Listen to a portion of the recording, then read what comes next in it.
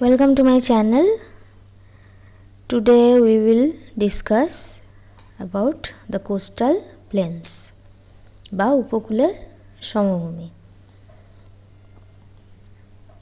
আমার আগের ভিডিওতে আমি আলোচনা করেছিলাম উপদ্বীপীয় মালভূমি নিয়ে। এই ভিডিওতে উপকূলের সমভূমি সম্পর্কে আমরা আলোচনা করব। তাহলে দেখা যাক। The Great Indian Peninsular Plateau is fringed with narrow coastal plains running along the Arabian Sea on the west and the Bay of Bengal on the east. Eastern coastal plains runs from Tamil Nadu to Paschim Banga in the east. Western coastal plains extends from Gujarat to Maharashtra, Goa and Kerala in the west. অর্থাৎ উপকূলের সমভূমি পূর্ব দিকে বঙ্গোপসাগর সংলগ্ন পূর্ব উপকূলীয় সমভূমি নামে পরিচিত এবং পশ্চিম দিকে আরব সাগর সংলগ্ন পশ্চিমের উপকূলীয় সমভূমি অবস্থিত। আর পূর্ব উপকূলের সমভূমি সেটা তামিলনাড়ু থেকে একদম ওয়েস্ট বেঙ্গল অবধি অবস্থিত এবং যেটা পশ্চিমের উপকূলীয় সমভূমি সেটা গুজরাট থেকে শুরু করে মহারাষ্ট্র, গোয়া হয়ে কেরালা পর্যন্ত বিস্তৃত। এটা আমরা ছবিতে দেখে নেব। আমি আগের ভিডিওতে উপদ্বীপীয় মালভূমি নিয়ে আলোচনা করেছিলাম। এই যে পেনিনসুলার ইন্ডিয়া, ঠিক আছে। এই উপদ্বীপীয় মালভূমির পূর্ব দিকে আমরা দেখতে পাচ্ছি পূর্ব উপকূলীয় সমভূমি অবস্থান করছে। ইস্টার্ন কোস্টাল প্লেন্স তামিলনাড়ু থেকে একদম কর্ণাটক, অন্ধ্রপ্রদেশ, উড়িষ্যা হয়ে পশ্চিমবঙ্গ পর্যন্ত এটা বিস্তৃত। আর পশ্চিমের উপকূলীয় সমভূমি এখানে আমরা দেখছি গুজরাট থেকে শুরু হয়েছে, গুজরাট, মহারাষ্ট্র, গোয়া পেরিয়ে কেরালা পর্যন্ত এখানে অবস্থিত, কন্যাকুমারী অবধি হয়ে গেল।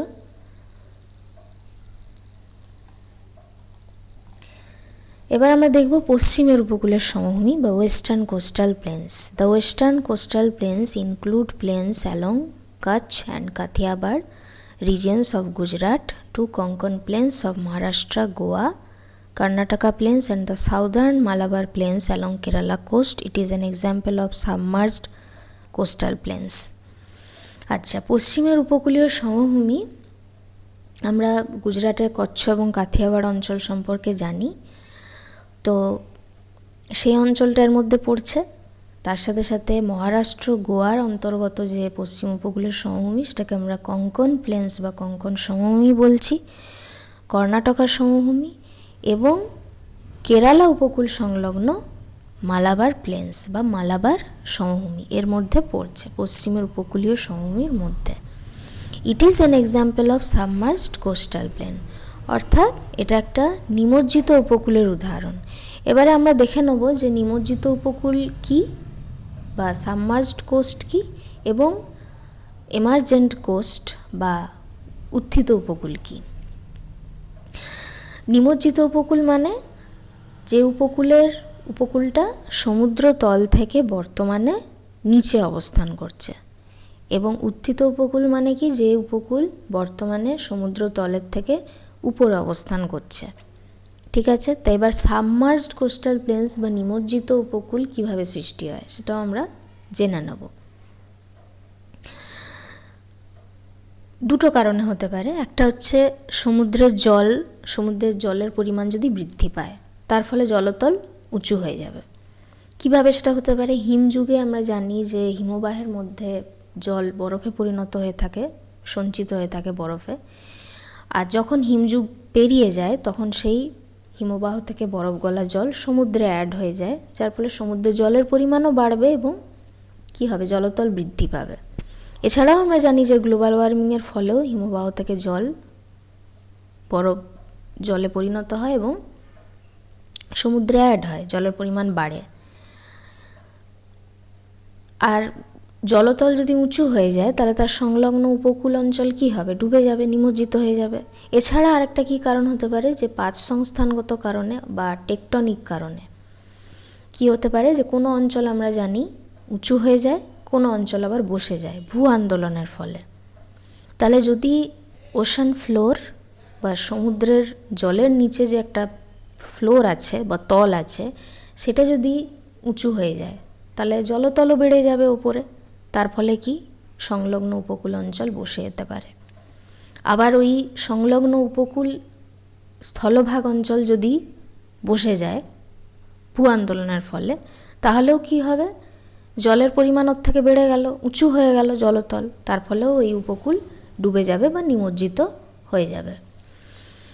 এবার আমরা দেখি কি বলছে, যে because of submergence it is a narrow belt and provides favourable conditions for the development of ports and harbours.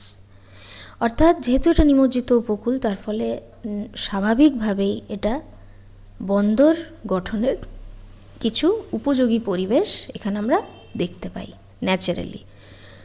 It consists of some sections which are as follows. এর ভাগগুলো আমরা দেখে নিই। The gulf of Kutch and the gulf of Khambhat lie on the northern part. অর্থাৎ কচ্ছ উপসাগর এবং খাম্বাদ উপসাগর আমরা জানি উত্তরের দিকে অবস্থান করছে, ঠিক আছে। দুটো জিনিস আমাদের এখানে মনে রাখতে হবে, একটা হচ্ছে গুজরাটের সমভূমি, আরেকটা হচ্ছে এই কচ্ছ উপসাগরকে ঘিরে যে সমভূমি সৃষ্টি হয়েছে, এবং কাথিয়াবাড় উপদ্বীপ, এই দুটো জিনিস। তাহলে গ্রেট রান আর লিটল রান দেখে নিই আমরা। গ্রেট রান হচ্ছে কি, যে broad level salt soaked plain in the north of Kutch, and little Rann southern continuation of great Rann border the Kutch on all sides except in the south and west. অর্থাৎ কচ্ছ উপসাগরকে ঘিরে ওই উত্তর ভাগে রয়েছে বৃহৎ রান সমভূমি, ঠিক আছে। আর বৃহৎ রানেরই দক্ষিণের যে আরও বিস্তৃতি, সেটাকে আমরা বলছি ক্ষুদ্র রান বা লিটল রান। আর এই বৃহৎ রান এবং ক্ষুদ্র রান কচ্ছ উপসাগরকে ঘিরে রেখেছে শুধুমাত্র দক্ষিণ এবং পশ্চিম দিকটা ছাড়া। কচ্ছ উপসাগরের উত্তরে এই রান সমভূমি অবস্থান করছে, আর কচ্ছ উপসাগরের দক্ষিণে যেটা অবস্থান করছে সেটা হচ্ছে এই কাথিয়াবাড় উপদ্বীপ। তাহলে কচ্ছ উপসাগরটা আমাদের মনে রাখতে হবে, যে গুজরাট প্লেন একটা রয়েছে, তার সাথে সাথে ওয়েস্টার্ন কোস্টাল প্লেনে কচ্ছ উপসাগরকে ঘিরে উত্তর দিকে কি রয়েছে, বৃহৎ রান এবং ক্ষুদ্র রান। আর দক্ষিণ দিকে এবার আমরা আসছি, কচ্ছ উপসাগরের দক্ষিণে যে কোস্টাল প্লেনটা রয়েছে, Kathiawar peninsula lies south of Kutch with the central part consisting of highland Mandav hills. Mount Girnar 1117 metre is the highest point. অর্থাৎ কচ্ছ উপসাগরের দক্ষিণে রয়েছে কাথিয়াবাড় উপদ্বীপ, যার মধ্যভাগে কি রয়েছে, মান্ডাভ হিলস বা মান্ডাভ পাহাড়, আর মাউন্ট গিরনার হচ্ছে এর সর্বোচ্চ শৃঙ্গ। Gujarat plain is formed by the rivers Narmada, Tapi, Mahi and Sabarmati. অর্থাৎ গুজরাটের যে সমভূমি সেটা কিন্তু এই চারটে নদী নর্মদা, তাপ্তি, মাহি, সবরমতি এদের পলি দ্বারা গঠিত হয়েছে। এখানে একটা ছবি রয়েছে, এই যে গালফ অফ খাম্বাদ, তার উপরে রয়েছে গালফ অফ কাচ, গুজরাটের সমভূমি, ঠিক আছে, কোঙ্কন কোস্ট, আর এখানে রয়েছে কি মালাবার কোস্ট। দেখতে পাচ্ছি আমরা মহারাষ্ট্র, এখানে মুম্বাই, গোয়া, এই সমভূমিটাকে আমরা কোঙ্কন সমভূমি বলছি পুরোটাই। আর এখান থেকে এই পোর্শনটাকে আমরা বলছি মালাবার উপকূল বা Malabar coast. The major parts of these coastal plains are the Konkon Plains, ছবিতে আমি দেখালাম। The Konkon Plains extended from Daman to Goa with a width of varying between 50 to 80 kilometer. It consists of features of marine erosion as it is the shoreline of submergence. There are a number of islands dotting the coast. There are some seawater inlets called creeks in the coast. It has estuary formation between Cape of Aguda and Marmagao. Konkan plain, যেটা আমি আগেই বলেছি যে মহারাষ্ট্র এবং গোয়ার যে সমভূমিটা উপকূল সংলগ্ন, সেটাকে আমরা বলছি কোঙ্কণ সমভূমি। তো এটা দমন থেকে গোয়া পর্যন্ত বিস্তৃত, ছবিতেও আমি দেখিয়েছি, 50 থেকে 80 কিলোমিটার এটা চওড়া। তো কোঙ্কণ সমভূমি এটা হচ্ছে একটা নিমজ্জিত উপকূলের উদাহরণ। যেহেতু এটা নিমজ্জিত উপকূল, সেজন্য এখানে সামুদ্রিক ক্ষয়কার্যের ফলে গঠিত ভূমিরূপ দেখা যায়।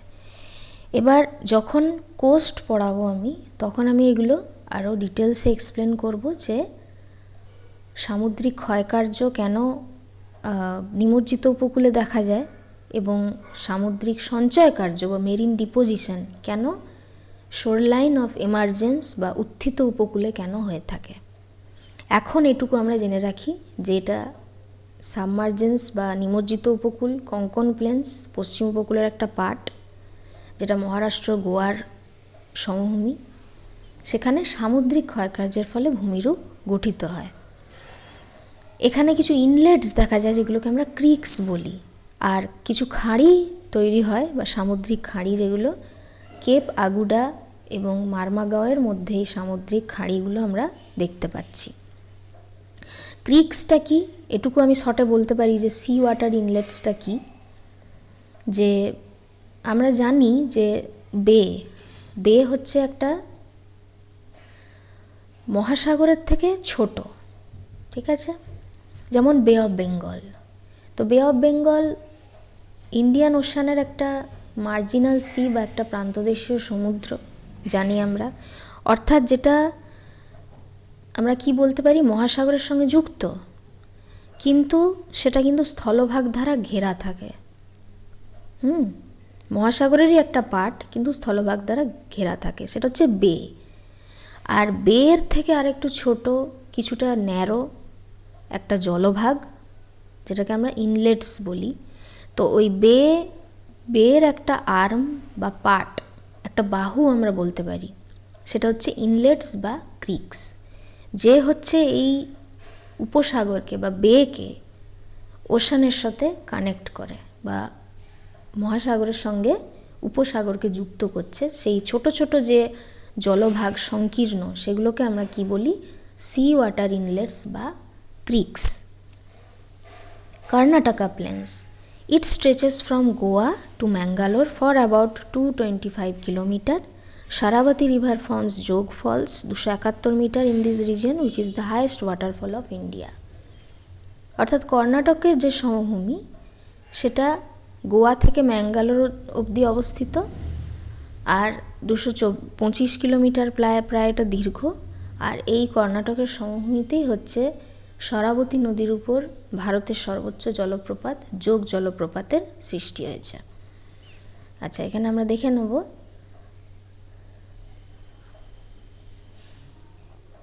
কোঙ্কণ প্লেন। এখানে আমি এই ছবিটা এই জন্যই দেখাচ্ছি, এখানে একটা জিনিস বলার আছে যে কোঙ্কণ কোস্ট এবং মালাবার কোস্ট, যেটা পশ্চিম উপকূলের দুটো মেজর পার্ট আমরা বলতে পারি। অ্যাজ এ হোল পশ্চিম উপকূল হচ্ছে একটা কোস্ট লাইন অফ সাবমার্জেন্স বা একটা নিমজ্জিত উপকূলের উদাহরণ। কিন্তু এর মধ্যে যদি আমরা ডিটেলে একটু দেখি যে কোঙ্কণ উপকূলটা হচ্ছে নিমজ্জিত উপকূল, আর মালাবার উপকূল, যেটা আমরা এরপরে পড়ব, যেটা হচ্ছে কেরালা সংলগ্ন উপকূল, সেটা কিন্তু আবার উত্থিত উপকূল। ঠিক আছে, তো এখানে আমি বলে দিই যে উত্থিত উপকূল কিভাবে সৃষ্টি হয়। নিমজ্জিতটা আমি বলে দিয়েছি, উত্থিত উপকূলটা বলে দিচ্ছি।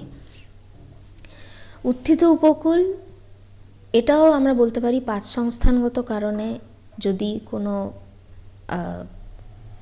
সমুদ্র সংলগ্ন যে উপকূল অঞ্চল সেটা যদি উঁচু হয়ে যায়, তাহলে স্বাভাবিকভাবেই যে তার যে সমুদ্র তল সেটা তার থেকে নিচে অবস্থান করবে, সেটা উত্থিত উপকূল। ঠিক আছে,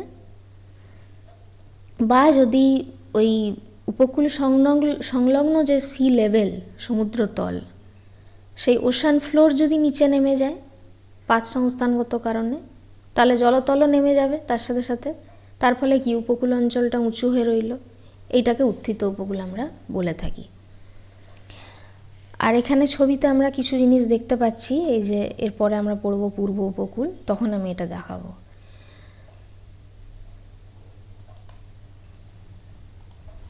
Malabar coastal plains, it is also called as Kerala plains, extends from Mangalore to Kanyakumari.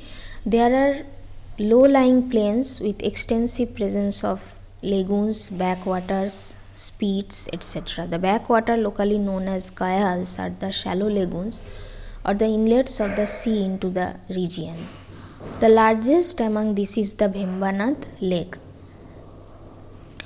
অর্থাৎ এই যে মালাবার উপকূলের যে সমভূমি, এটা ম্যাঙ্গালোর থেকে কন্যাকুমারী অবধি অবস্থিত।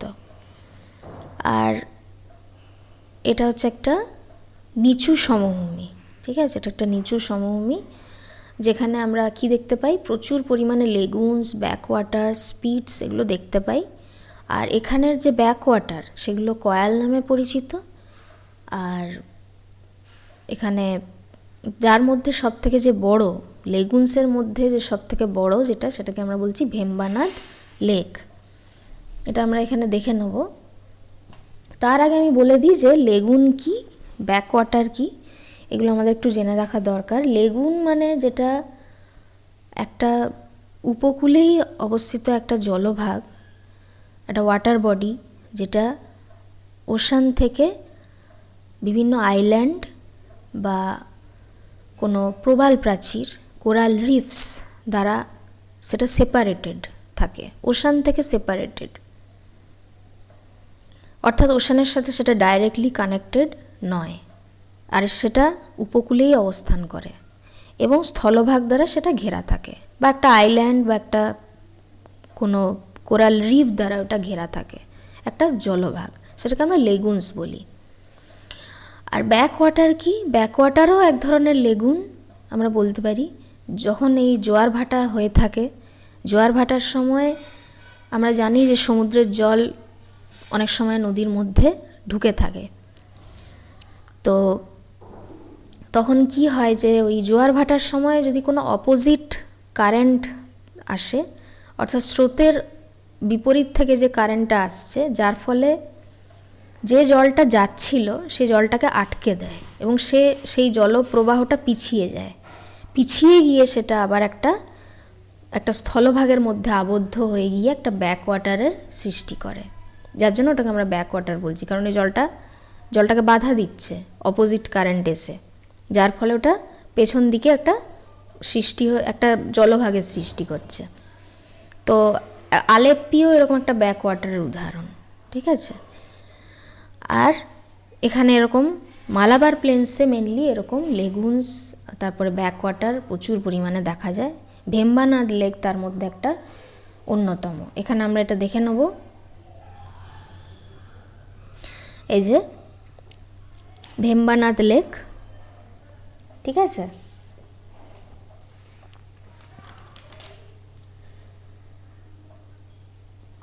এটা কিন্তু ইন্ডিয়ার লংগেস্ট লেক, আর কেরালায় অবস্থিত। এটা কেরালার লার্জেস্ট লেক, ভেম্বানাদ লেক, ঠিক আছে। আর মোটামুটি ওয়েস্ট বেঙ্গলের যে সবথেকে বড় মানে সুন্দরবন, ইন্ডিয়ারও সুন্দরবন বড়, রামসার সাইট, তো সুন্দরবনের পরেই কিন্তু এই ভেম্বানাদ লেক হচ্ছে একটা সেকেন্ড লার্জেস্ট রামসার সাইট, খুব ইম্পর্টেন্ট এটা। এবার আমরা চলে যাব ইস্ট কোস্টাল প্লেন্সে, যে eastern coastal plains between the eastern Ghats and the bay of Bengal, they represent an emergent coast. অর্থাৎ আমি আগেই ছবিতে দেখিয়েছি যে পূর্বঘাট এবং বে অফ বেঙ্গলের মাঝে যে অংশটা, সেটাই হচ্ছে কিন্তু পূর্ব উপকূলের সমভূমি। There are a number of lagoons and backwaters in the eastern coastal plains. The Pulicat Lake near Chennai is a typical lagoon. অর্থাৎ এই পূর্ব উপকূলের সমভূমিতে কিন্তু অনেক লেগুন এবং ব্যাকওয়াটার দেখতে পাওয়া যায়। আর চেন্নাইয়ের কাছাকাছি যে পুলিকাট লেক, সেটা হচ্ছে একটা টিপিক্যাল লেগুনের উদাহরণ। এটাকে আমরা দুভাগে ভাগ করি, একটা হচ্ছে নর্দার্ন সিরকাস, একটা হচ্ছে করমন্ডল কোস্ট। নর্দার্ন সিরকাস বা উত্তর সরকার উপকূল। তো Utkal plains include Mahanadi delta and Chilka lake. Andhra plain extends from south of Utkal plain and continue up to Pulicat lake. The Utkal and North Andhra plains, together known as North Sirkar plains, Lake Chilika is important here. অর্থাৎ Utkal plane বা যেটাকে আমরা উড়িষ্যার সমভূমিও বলতে পারি, তাতে মহানদী অববাহিকা, মহানদী বদ্বীপ এবং চিল্কা লেক অবস্থান করছে। আর সেই উৎকল প্লেনের দক্ষিণে কি রয়েছে? অন্ধ্র সমভূমি, আর যেটা পুলিকট লেক পর্যন্ত অবস্থিত। আর এই উৎকল এবং অন্ধ্র প্লেন দুটো একসঙ্গে কী নামে পরিচিত? উত্তর সরকার উপকূল নামে পরিচিত। আর লেক চিল্কা এখানে খুব ইম্পর্ট্যান্ট একটা লেক। আর করমণ্ডল কোস্ট হচ্ছে সাউথ অফ নর্দার্ন সিরকার্স, অর্থাৎ ওই উত্তর সরকার উপকূলের নিচে করমণ্ডল উপকূল, যেটা তামিলনাড়ু পর্যন্ত অবস্থিত। এটা আমরা ছবিতে দেখে নেব। এই যে উৎকল কোস্ট এবং অন্ধ্র কোস্ট, এই দুটো একসঙ্গে পুলিকট লেক অবধি অবস্থিত। পুলিকট লেক হচ্ছে অন্ধ্রপ্রদেশ আর তামিলনাড়ুর বর্ডারে অবস্থিত, ঠিক আছে। আর এই এত দূর অবধি যে কোস্টটা, পূর্ব উপকূলের যে অংশটা, সেটাকে আমরা বলছি উত্তর সরকার উপকূল।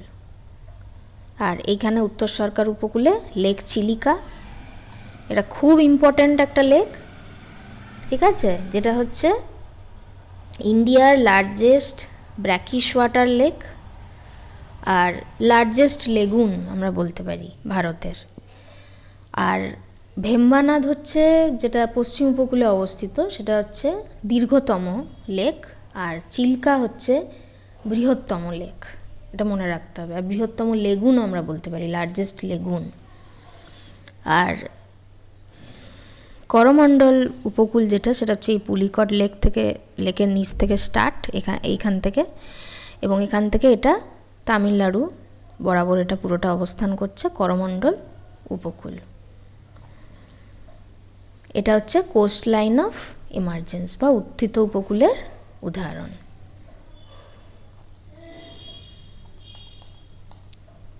এবার আমরা কিছু পার্থক্য দেখে নেব, যে difference between western coast and eastern coast. Wide deltas are formed by large rivers on the eastern coastal plains. Estuaries are formed predominantly instead of deltas in the western coast. তাহলে পূর্ব উপকূলে কিন্তু বদ্বীপের সৃষ্টি হয়েছে অনেক পশ্চিম উপকূলের তুলনায়, আর পশ্চিম উপকূলে কিন্তু খাঁড়ির সৃষ্টি হয়েছে বদ্বীপের তুলনায় পূর্ব উপকূলের থেকে। এটার কারণটা আমরা জেনে নেব, যে পূর্ব উপকূলের কিন্তু ঢালটা কম পশ্চিম উপকূলের তুলনায়, আর একটা বদ্বীপ সৃষ্টির জন্য কিন্তু ঢাল কম হওয়ার প্রয়োজন। কারণ আমরা জানি যে নদীর যে তিনটে গতি আছে, উচ্চগতি, মধ্যগতি এবং নিম্নগতি। তো নিম্নগতিতে নদীর যে প্রবাহ ক্ষমতা বা বহন ক্ষমতা অর্থাৎ যে সমস্ত পলি বালি যেগুলো ম্যাটেরিয়ালসে নিয়ে আসছে, সেই বহন ক্ষমতাটা কমে যায়, কারণ উচ্চতা কমে গেছে। তাহলে সে তখন সেগুলো সঞ্চয় করতে চায়, কারণ ঢালটা কমে গেছে, তাই তো। ঢাল কমার জন্য তার বহন ক্ষমতাও হ্রাস পেয়েছে।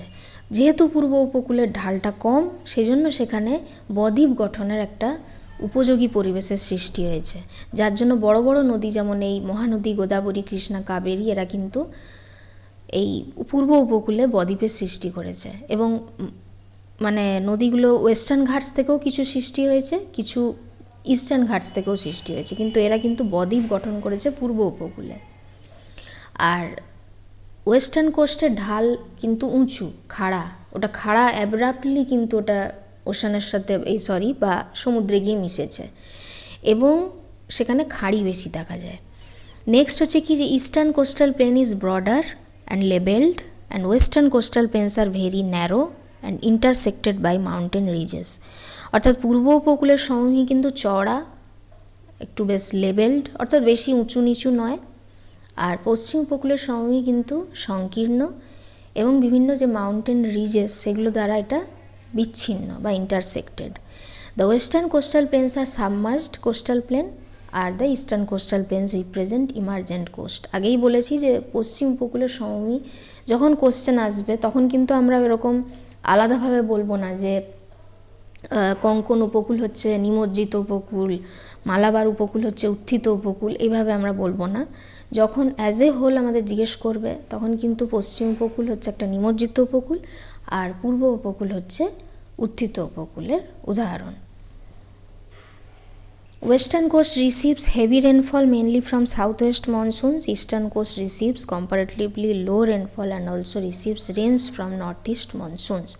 অর্থাৎ পশ্চিম উপকূলে কিন্তু দক্ষিণ পশ্চিম মৌসুমী বায়ুর প্রভাবে বেশি বৃষ্টিপাত হয়ে থাকে পূর্ব উপকূলের তুলনায়। এটার কারণ আমি বলেছিলাম যখন আমি উপদ্বীপীয় মালভূমি পড়িয়েছিলাম, যে পশ্চিমঘাট হচ্ছে দক্ষিণ পশ্চিম মৌসুমী বায়ুর সঙ্গে আড়াআড়িভাবে অবস্থিত, তার ফলে বৃষ্টিপাতটা পর্বতের প্রতিবাদ ঢালে হয়ে থাকে। আর পূর্বঘাট হচ্ছে কিন্তু বায়ু প্রবাহের সঙ্গে সমান্তরালভাবে অবস্থান করছে, যার জন্য ওখানে সেই রকমভাবে বৃষ্টিপাত হয় না। আর পূর্ব উপকূল কিন্তু বছরে দুবার বৃষ্টি পেয়ে থাকে। তামিলনাড়ু উপকূল যেটা মেন, মালাবার উপকূল, করমণ্ডল উপকূল, যে একটা হচ্ছে দক্ষিণ পশ্চিম মৌসুমী বায়ুর ফলে, আর একটা হচ্ছে উত্তর পূর্ব মৌসুমী বায়ুর ফলে, ঠিক আছে, যেটা শীতকালে হয়ে থাকে। আর eastern coast is sandy with alluvium and slopes gently towards the sea. Sand dunes and marshy lands are also found. In some coastal strips, lagoons are formed. অর্থাৎ পূর্ব উপকূলের সমভূমি হচ্ছে অ্যালুভিয়াম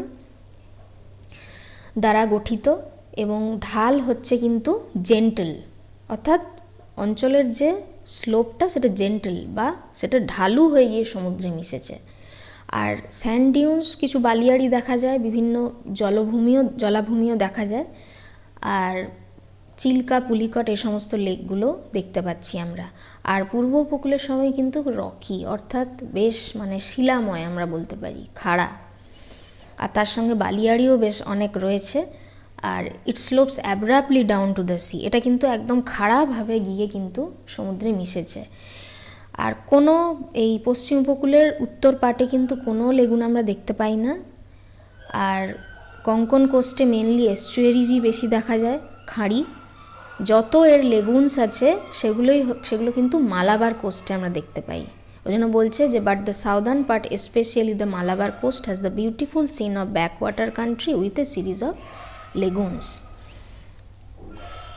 The eastern coast is smooth and unfit for making ports, so very few ports are developed there, but the western coast is broken and indented and suitable for ports. For this a large number of ports are there. অর্থাৎ পূর্ব উপকূলের সমভূমি কিন্তু বেশ smooth বা সমতল, আর port বা বন্দর নির্মাণের জন্য অতটা উপযোগী নয়, কিন্তু যার জন্য এখানে কম বন্দর গঠিত হয়েছে। কিন্তু পশ্চিম উপকূলের সমভূমি কিন্তু ব্রোকেন, আর আমি বলেছি এটা ইন্টারসেক্টেড বা বিচ্ছিন্ন এবং নিমজ্জিত, তার ফলে কি এটা বন্দর নির্মাণের জন্য উপযোগী, যার জন্য এখানে প্রচুর পরিমাণে বন্দর গঠিত হয়েছে। তাহলে আজকে আমরা উপকূলের সমভূমি সম্পর্কে জানলাম। যদি কোনো কোয়েশ্চেন থাকে অবশ্যই তোমরা কমেন্ট সেকশানে কমেন্ট করবে, এবং ভিডিওটা ভালো লাগলে অবশ্যই লাইক, শেয়ার এবং সাবস্ক্রাইব করবে। ধন্যবাদ।